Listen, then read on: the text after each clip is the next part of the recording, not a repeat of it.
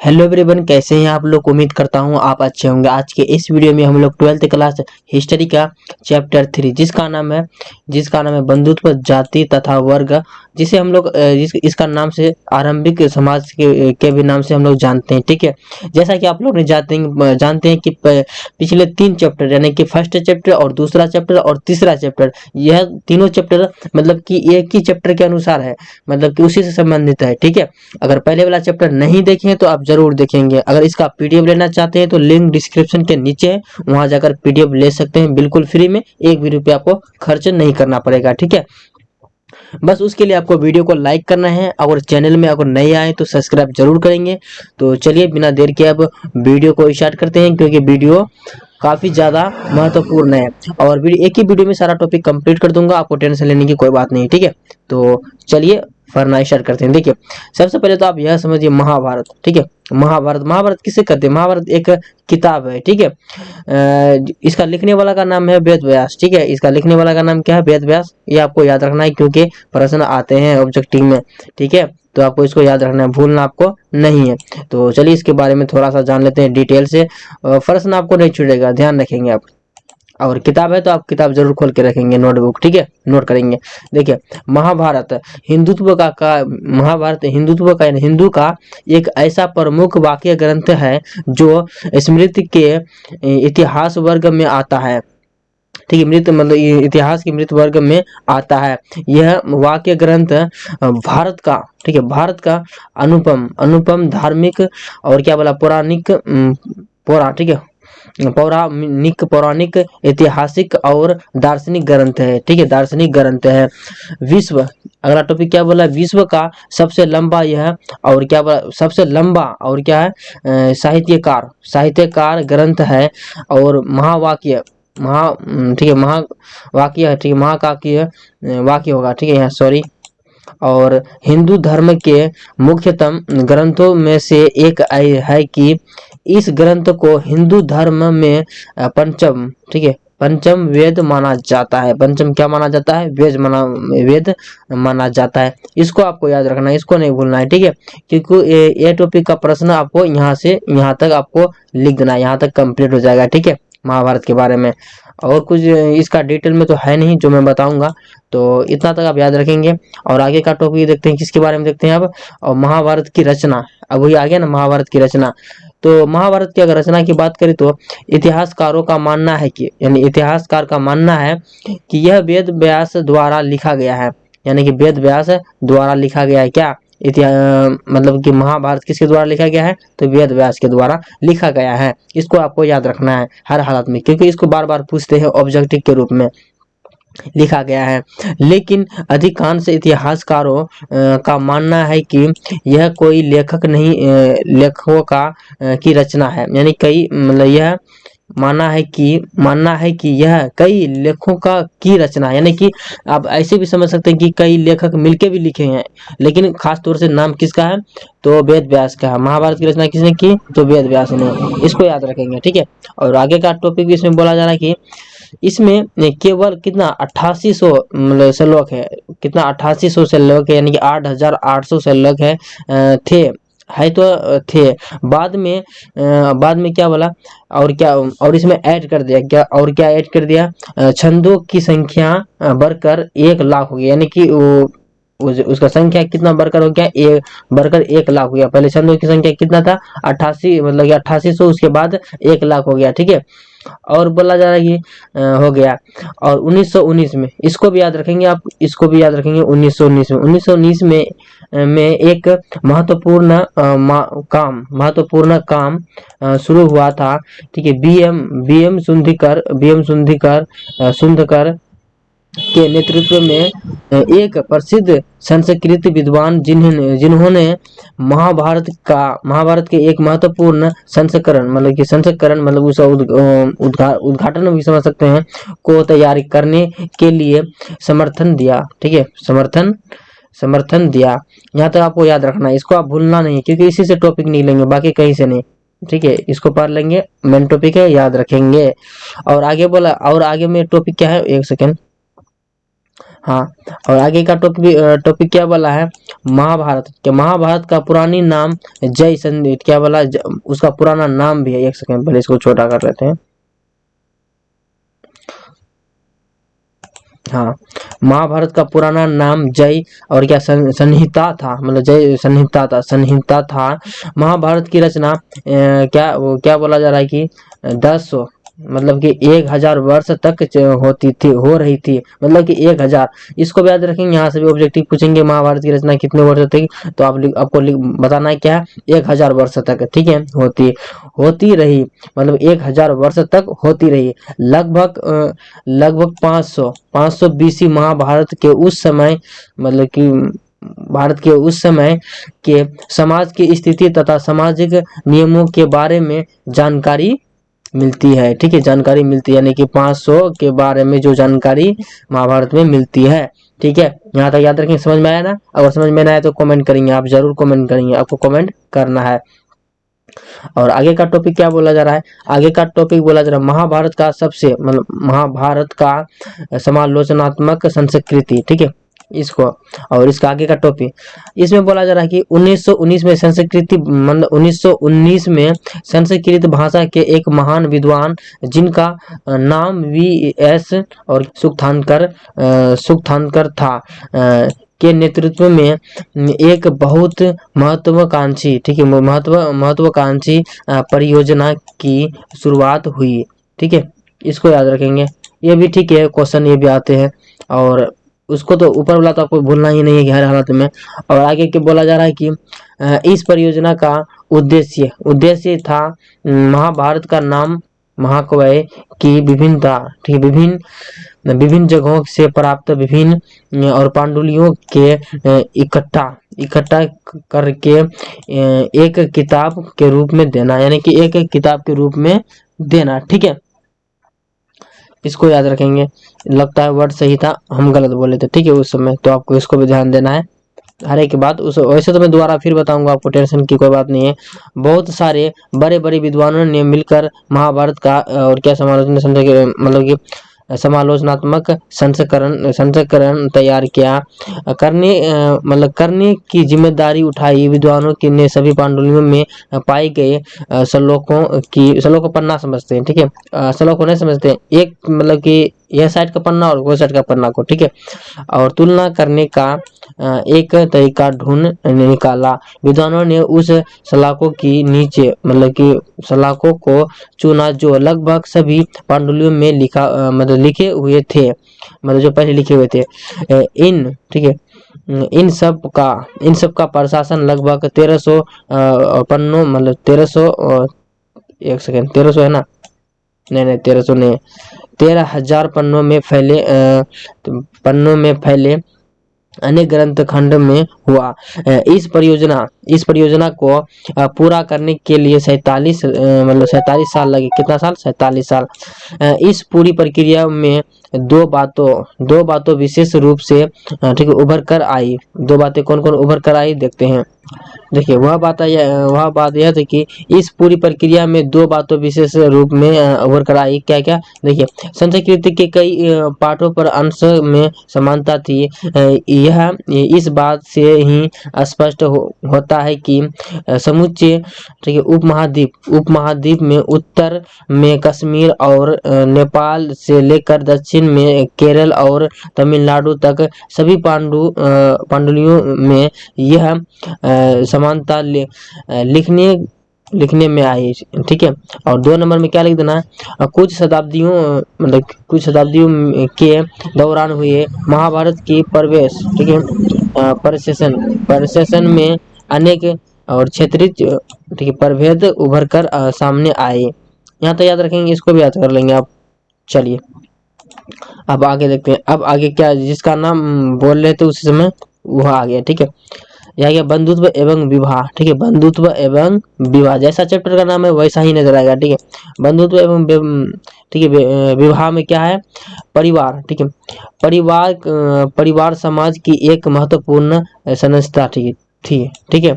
और एक ही परिवार के लोग जो भोजन मिल बांट कर करते थे, मतलब कि बांट चुट के खाते थे।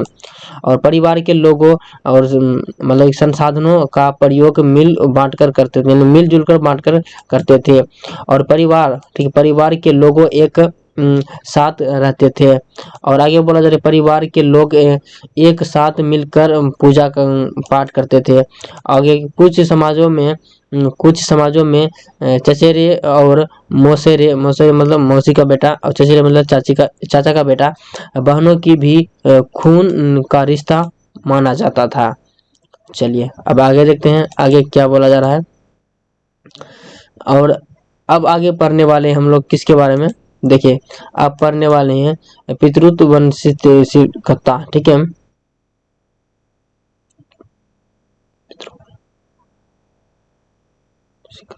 पितृवंशिकता, ठीक है, पितृवंशिकता के बारे में पढ़ने वाले हैं। इसमें बोला कि पितृवंशिकता से ठीक है अभिप्राय की पिता मृत्यु के बाद उसके क्या बोला संसाधनों का कहकर हक्कर, ठीक है, हकदार मतलब हकदार यानी कि उसका हकदार उसका पुत्र का ऐसे इसे पितृवंशिक व्यवस्था कहते हैं। यानी कि सीधी सी बात आप ऐसे समझिए, जैसे कि पिता का धन दौलत और बेटा का हो जाएगा, उसे क्या कहते हैं पितृवंशिक, ठीक है, उसे कहते हैं पितृवंशिक। इतना समझ में आ गया। आप देखते हैं आगे क्या बोला जा रहा है कि परंतु राजा की और राजा का परमुति, ठीक है, परमुति मर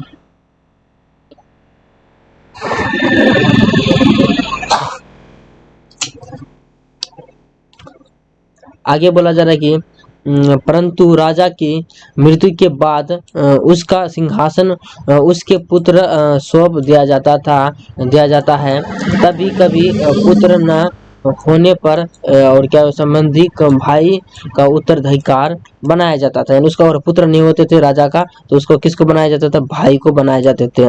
और अगला टॉपिक है विवाह के नियम। वहाँ का विवाह का क्या क्या नियम थे, तो उसके बारे में अभी पढ़ने जा रहे हैं।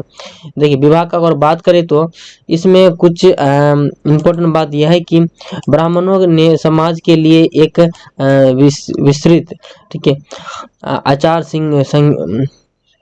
ठीक है, आचार संहिता तैयार की है।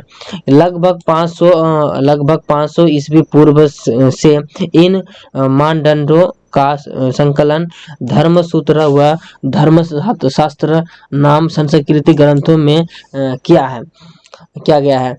इसमें, ठीक है, इसमें सबसे महत्वपूर्ण मनुस्मृति थी जिनका संकलन 200 ईस्वी पूर्व 200 ईस्वी पूर्व के बीच किया गया। चलिए अब आगे देखते हैं आगे बोला क्या जा रहा है। देखिए आगे बोला जा रहा है कि और दिलचस्प बात यह है कि धर्मसूत्र व धर्मशास्त्र विभाग के 8 प्रकारों को अपनी स्वीकृत देती है कि इनमें से पहले 4 ठीक है उत्तम मने जाते हैं और बाकियों को और क्या निंदित माना जाता है। और संभवतः यह विवाह और पद्धतियों उन लोगों को प्रचलित की थी जो ब्राह्मणों नियमों को अस्वीकार करते थे, यानी ब्राह्मण को अस्वीकार करते। इसमें नोट आपको लिख देना है कि विवाह का ये सब आपको नोट है, इसको आपको नोट लिख देना है, ठीक है। इसको आपको क्या लिख देना है, नोट लिख देना है। यहाँ से आपको एक सेकेंड, इसको आपको नोट कर लेना है, ठीक है। इसको भी यहाँ से इसको नोट कर लेना है। तो चलिए अब आगे देखते हैं। देखिए पितृवंशी समाज में पुत्र का बहन, ठीक है, पुत्र का बहुत महत्व था।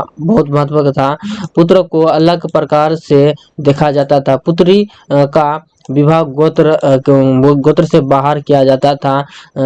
कन्यादान पिता का अहम कर्तव्य माना जाता था, कन्यादान। और गोत्र, ठीक है, गोत्र एक ब्राह्मणों का प्रसिद्ध जो लगभग 1000 ईस्वी पूर्व के बाद प्रचलन में आया। इसके तहत लोगों को गोत्र में वर्जित किया जाता था, ठीक है। और क्या था, प्रत्येक गोत्र का वैदिक ऋषि के नाम पर होता था।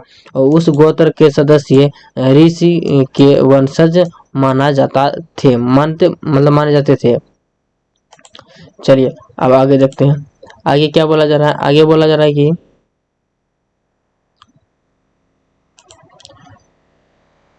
नए नगरों में का ठीक है अद्भुत हुआ, सामाजिक नियम बदलने लगे और क्रय विक्रय के लिए लोग नगरों के आते जाते, विचारों का आदान प्रदान लगा।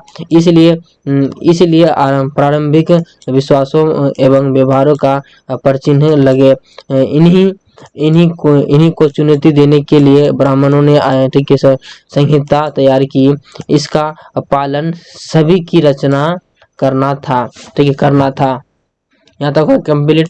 चलिए अब देखते हैं आगे, देखते हैं आगे क्या बोला जा रहा है। गोत्र देखिए, स्त्री गोत्र क्या बोला? स्त्री ठीक है, एक सेकेंड।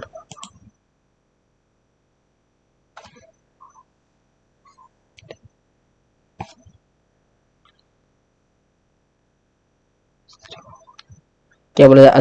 अस्त्री गोत्र, ठीक है अस्त्री गोत्र पद्धति 1000 ईस्वी पूर्व प्रचलन ठीक है प्रचलन में आया। इसका मुख्य उद्देश्य है कि गोत्र के आधार पर ब्राह्मणों का वर्गीकरण करना। प्रत्येक गोत्र एक वैदिक ऋषि के नाम पर होता था। इस गोत्र के सदस्यों का ऋषि का वंशज माना जाता था। और क्या बोला जा रहा है? गोत्र के नियम। और आगे क्या बोला जा रहा है? गोत्र के नियम पढ़ते हैं। गोत्र के नियम के बारे में, गोत्र के नियम में क्या है इसको याद रखना है, नोट कर लेना है। गोत्र का नियम, पहला नियम यह था कि शादी के बाद स्त्रियों को पिता की जगह पति का गोत्र अपनाना पड़ता था। और गोत्र का दूसरा नियम, गोत्र का दूसरा विवाह मतलब दूसरा नियम यह था कि एक ही गोत्र के सदस्य ठीक है आपस में शादी नहीं कर सकते। चलिए अब आगे पढ़ लेते हैं।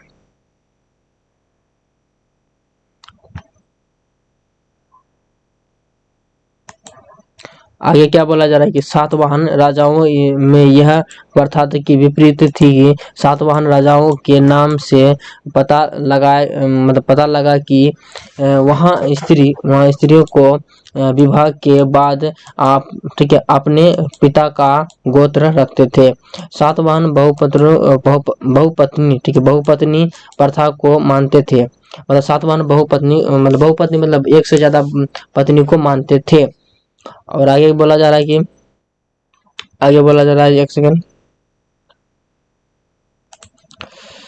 तो बहुपत्नी प्रथा में एक ज्यादा स्त्रियों से शादी की जाती थी। ऐसा सातवाहन राजाओं में था कि बहुपति प्रथा में एक से अधिक पुरुषों से शादी की जाती थी। और उदाहरण के लिए कि द्रौपदी ठीक है द्रौपदी उदाहरण के लिए क्या है द्रौपदी, ये भी शादी की है। और आगे बोला जा रहा है कि क्या माताओं के महत्वपूर्ण समझना जाता है, मतलब महत्वपूर्ण समझा जाता था, ऐसा बोल सकते हैं आप। देखिए इतिहास में बहुत से ऐसे किस्से हैं जिससे पता चलता है कि 600 ईस्वी पूर्व से 600 ईस्वी के शुरू आता है। और समाज के माताओं को भी महत्वपूर्ण समझा जाता है, माताओं को भी बहुत महत्वपूर्ण समझा जाता है। ऐसा ही एक हिस्सा में सातवाहन राजा अपने नाम से पहले अपनी माता का नाम लगाते थे, जिससे यह पता चलता है कि माताओं को भी महत्वपूर्ण माना जाता था उस समय। और सामाजिक विषय ठीक है विशेषताएं, और सामाजिक विशेषताएं के बारे में अब पढ़ने वाले हैं। चलिए पढ़ते हैं मतलब सामाजिक विशेषताएं। तो वर्ण व्यवस्था ठीक है वर्ण व्यवस्था ये नंबर में क्या वर्ण दर्शित। और यह समय ठीक है यह समय पढ़ने पर युद्ध करते थे। यह राजाओं को सुरक्षा प्रदान करते थे। वेदों को पढ़ना और यह ठीक यज्ञ करना कार्य करता था। यह मानता था कि एक सेकंड पहले इसको डिलीट कर दूंगा। यह जनता के बीच न्याय कराने कार्य करते थे, काम करते थे, यानी काम करते थे उसके बीच में, जनता के बीच में। और आगे बोला जा रहा है कि ब्राह्मण, ठीक है, ब्राह्मण क्या है, एक सेकेंड, बोला जाए कि ब्राह्मण यह पुस्तकों का अध्ययन करते थे, ग्रंथों का अध्ययन करते थे और वेदों की शिला प्राप्त करते थे। यज्ञ का करवाना और यज्ञ करना इसका कार्य था। यह दान और क्या पश्चिम, ठीक है, दक्षिण, यह दान दक्षिण लेते थे, मतलब दक्षिणा के रूप में लेते थे और वह देते थे, क्या देते थे, वेश्व देते थे। चलिए आगे बोला था, यह व्यापार करते थे, पशुपालन, कृषि करना इसका मुख्य कार्य था, मतलब कृषि करना इसका मुख्य कार्य था। दान दक्षिणा देना इसके मुख्य कारणों में से एक था। और शूद्र, ठीक है, और क्या बोला जा रहा है, शूद्र, ठीक है, इसके बारे में पढ़ते हैं अब। अगर इसके बारे में अगर पढ़े तो मतलब देखा जाए तो इसका मतलब यह तीनों वर्गों में सेवा करते थे, कार्य करते थे। इसका मुख्य कार्य तीनों सेवा में करने का था और इसके नियमों का पालन करवाने के लिए ब्राह्मणों ने तीन नीतियां अपनाई थी, ठीक है। वर्ण व्यवस्था, ईश्वरीय देन और क्या बोला, शासकों को प्रेरित करना कि वर्ण व्यवस्था लागू कराए और जनता को यकीन दिलाने के लिए उनकी प्रतिष्ठा के जन्म पर क्या बोला जा रहा है, आधारित है।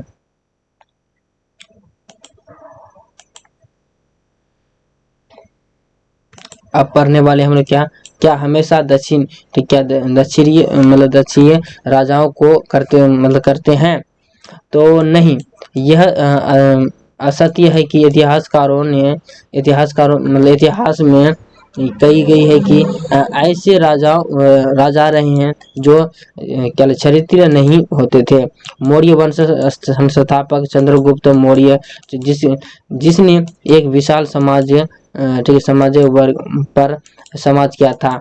बौद्ध ग्रंथों में यह बताया गया कि वह दक्षिण के लोग, लेकिन ब्राह्मणों शासकों मतलब शास्त्र में यह कहा गया है कि वह नियम के मतलब कुल के नियम है, ठीक है। कितना तो हो गया। संघ, क्या बोला जा रहा है यहाँ, संघ और कंडक मौर्य के उत्तराधिकारी थे, कि यह माना जाता है कि वह ब्राह्मण कुल से थे।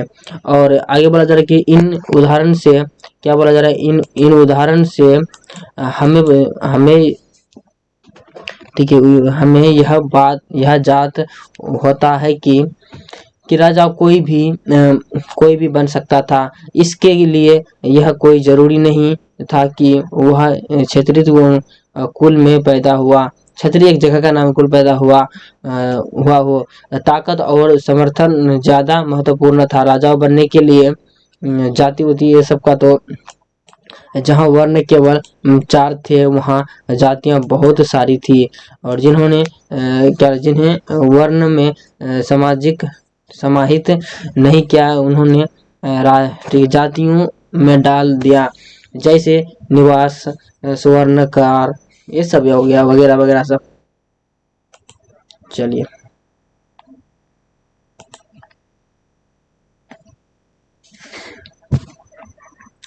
और आगे किसके बारे में पढ़ते हैं, अब जाति के बारे में पढ़ते हैं, ठीक है। जाति, देखिए जाति के बाद और करें तो जाति का ज्यादा है नहीं इसमें। जहाँ वर्ण केवल 4 थे वहाँ जातियां बहुत सारी थी, ये सब तो हम लोग पढ़ चुके। और क्या पढ़ने वाले, 4 वर्गों के परे अधीनता और ठीक है, संघर्ष, इसको आप पढ़ेंगे। अब चलिए इसको पहले तो स्क्रॉल डाउन कर लेते हैं पहले। अगर इसके ब्राह्मणों के द्वारा बनाई गई ठीक है वर्ण व्यवस्था से कुछ लोगों को बाहर रखा गया, ठीक है, उन्होंने कुछ वर्गों को, ठीक है, अस्त्रप्रिय घोषित किया। और ब्राह्मण, ठीक है, ब्राह्मण अनुष्ठान को पवित्र काम करते थे। ब्राह्मणों, ठीक है, अस्पृश्यों से भोजन स्वीकार नहीं करते, मतलब अस्पृश्यों से यानी कि छोटे जैसे कुछ काम दूषित माने जाते थे, जैसे शव का अंतिम संस्कार करना और ठीक है, मृत जानवरों का छूना, ये सब होते थे। और देखते हैं आगे क्या बोला जा रहा है। माना जाता है इन कामों को करने के वाले चंडाल कहा जाता है, यानी कि मरे हुए चीज को काम करने वाले क्या कहते हैं, चंडाल कहता है। चंडालों को छूना और देखना भी पाप समझे जाते थे। और आगे पढ़ते हैं, देखिए आगे बोला जा रहा है कि मनुस्मृति के अनुसार समाज में चंडालों की स्थिति क्या बोला, समाजों में चंडालों को सबसे नीचे समझा जाता था और इनका मुख्य काम ठीक है शवों और मृत पशुओं को दफनाने का था, यानी कि दफनाने का काम करते थे। और चलिए आगे आगे बोला जा रहा है कि दफनाने वाला ठीक है दफनाने का तो काम करते थे। और गांव से बाहर रहना और फेंके बर्तनों का प्रयोग करना और मृत लोगों का कपड़े पहनना, मृत लोगों का आभूषण पहनना, रात में गांव नगरों चलने और मनाही ठीक है अशुभ्रों को सड़क पर चलते हुए ठीक है करताल और बजाना पड़ता था ताकि दूसरे उन्हें देखने से बचे। और आगे क्या पढ़ने वाले हैं, संसाधन एवं प्रतिष्ठा ठीक है। आर्थिक संबंधों के अध्ययन से पता लगा कि 10 ठीक है भूमिहीन खेतीहर ठीक है मजदूर मछुआरा पशुपालन और कृषक मुखिया शिकारी और शिल्पकार ठीक है वणिक राजा आदि सभी का सामाजिक स्थान इस बात पर निर्भर करता है कि आरंभिक समाजों पर इनका नियंत्रण कैसा है। और संपत्ति पर स्त्री का पुरुष के भिन्न अधिकार मनुस्मृति के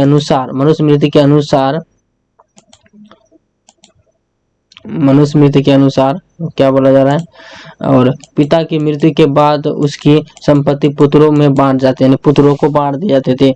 ज्येष्ठी पुत्र को मतलब कि विशेष हिस्सा दिया जाता था। और क्या बोला जा रहा है, विवाह के दौरान मिले हुए उपहार सती मतलब कि स्त्री का अधिकार था और यह संपत्ति उसकी संतान की विरासत में मिलती थी और पति का उस पर अधिकार नहीं था। स्त्री का आज्ञा के बिना ठीक है गुप्त धन संचय नहीं कर सकते और उच्च वर्ग की औरत संसाधन के अधिकार मतलब कि रखती थी। और आगे करें पुरुषों के मनुस्मृति में कही गई धन की अर्जित करने के 7 तरीके देखते हैं। 7 तरीके कौन कौन से हैं। देखिए पहले तरीका तो आप यह समझिए विरासत और खरीद और क्या बोला जा रहा है विजित करके और निवेश करके खोज करके कार्य करके और सज्जनों का द्वारा भेंट के स्वीकार करते हैं, यानी कि सब हो गया। और आगे बोला जा रहा है कि स्त्रियों के लिए संपत्ति के अर्जित के 6 तरीके कौन कौन से हैं। देखिए विवाहिक अग्री के सामने और क्या बोला जा रहा है वधुगण ठीक है वधुगमन के समय मिले भेंट और क्या इसमें के प्रतीक के रूप में और माता द्वारा दिए गए उपहार और क्या ठीक भर्ता द्वारा दिए गए उपहार, ये सबको अब याद रखेंगे और ज्यादा तो है नहीं, इसमें 6 थे जो और क्या पिता द्वारा दिए गए उपहार, ये सब याद रखेंगे, ये सब नोट कर लेंगे आप।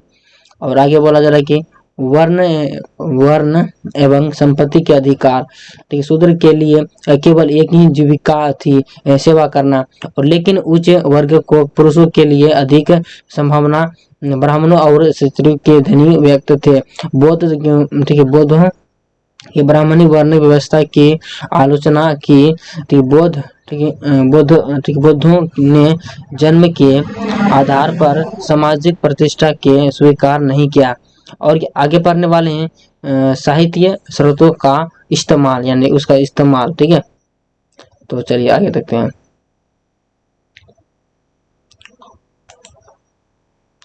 किसी भी ग्रंथ के विश्लेषण करते समय इतिहासकार कई पक्षों का मतलब कि ध्यान रखते हैं, और भाषा में साधारण भाषा या निवेश भाषा, और ग्रंथ का प्रकार, मंत्र या कथा, लेखक के विषय और क्या मतलब कि हस्तिष्टिकोण और क्या श्रीताओं का निरीक्षण और क्या ग्रंथ का रचनाकाल और ग्रंथ की विषय वस्तु, ये सब याद रखेंगे। आगे पढ़ने वाले हैं कि भाषा की विषय वस्तु, इसको भी याद रखेंगे। चलिए, और क्या बोला भाषा की विषय, यानी कि इसमें है बोला जा रहा है कि ठीक है, क्या बोला जा रहा है, आख्यान और क्या कहानियां, ये सब ग्रंथ वस्तुओं के, ये सब की आप याद रखेंगे। और आगे का टॉपिक है और क्या मतलब कि सहसता की खोज में बीबी लाल के प्रयास, ठीक है, प्रयास मतलब कि इसको बोल सकते हैं आप 1900 कब हुआ था, 1951 से 1952 के प्रसिद्ध पुरातत्वविद और इतिहासकारों जिनका नाम बीबी लाल था, उन्होंने मेरठ जिले का उत्तर प्रदेश हस्तिनापुर नाम के गांव में खुदाई का काम किया। और लेकिन जैसा हम किताबों में पढ़ते हैं हस्तिनापुर वैसा बिल्कुल नहीं था। हालांकि संयोग से इस जगह का नाम भी, ठीक है, हस्तिनापुर था। बीबी लाल जी को यहाँ आबादी, ठीक है, आबादी के कुछ सबूत मिले हैं। बीबी लाल ने बताया कि जिस जगह खुदाई की गई वहां से, ठीक है, मिट्टी की बनी दीवारों और कच्चे ईंटों के अलावा कुछ भी नहीं मिला। और इसके यह मतलब इससे यह बात पता चलता है कि शायद जैसा महाभारत, ठीक है, हस्तिनापुर दिखाया गया जाता था, वैसा बड़े बड़े महल भी थे, लेकिन यहाँ से ऐसा कुछ नहीं मिला। और आगे का टॉपिक क्या है हम लोग का, देखिए आगे का टॉपिक है महाभारत। क्या आगे का टॉपिक क्या है, महाभारत के बारे में। महाभारत एक गतिशील ग्रंथ है। कैसे महाभारत एक गतिशील ग्रंथ में, क्योंकि यह हजारों सालों तक लिखा गया है। मतलब इसमें, ठीक है, इसमें कई सारे परिवर्तन पिछले कई सालों में आया। इसका अनुवादन बदलना, कई सारे भाषा अलग अलग हुआ। इसमें, ठीक, इसमें कई सारे श्लोक और यह दुनिया का सबसे बड़ा, ठीक है, महाकाव्य किताब है, ठीक है, आप ऐसे बोल सकते हैं। और देखते हैं इसमें आगे है, तो ज़्यादा तो है नहीं, इतना तक था जो मैंने आपको कंप्लीट बता दिया। अगर थोड़ी सी भी प्रॉब्लम हो तो आप कमेंट करेंगे, मैं इसका फिर से बताऊंगा। अगर कहीं पे पढ़ने में दिक्कत हुआ तो आप उसके लिए सॉरी। होता है क्या कि मैं इसको दोबारा रीडिंग नहीं करता हूँ ना, पहले का थोड़ा पढ़ा हुआ है और दोबारा पढ़ते तो इसको सही रहता है, लेकिन आप लोग को बताने के चक्कर में मैंने बता दिया। तो बहुत बहुत धन्यवाद। मिलते हैं एक नेक्स्ट चैप्टर में, तब तक के लिए अगर पीडीएफ नहीं है तो लिंक डिस्क्रिप्शन में, और हमारे चैनल को अवश्य सब्सक्राइब करेंगे क्योंकि इस तरीके का वीडियो आपके पास आते रहेंगे।